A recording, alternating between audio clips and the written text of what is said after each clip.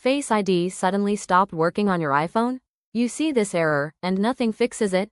Don't skip this video, because in the next few minutes, I'll show you exactly how to fix the TrueDepth camera problem, step by step. First, restart your iPhone. This error can sometimes be caused by a temporary software glitch.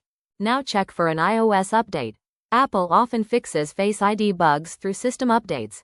Step 3. Reset Face ID. Go to Settings, Face ID and Passcode, then tap Reset Face ID. Restart your iPhone and try setting up Face ID again. Step 4. If you recently installed a new screen protector, this could be the reason Face ID stopped working. Some screen protectors block the infrared sensors used by Face ID. Remove the screen protector completely, restart your iPhone, and try Face ID again.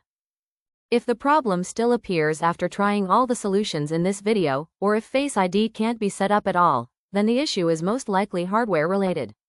This usually happens after a screen replacement, water damage, or a hard drop. Because Face ID components are paired to the logic board, they can't be easily repaired. In this case, the only real solution is to visit an Apple store or an authorized service provider, where they can diagnose the problem and repair or replace the device.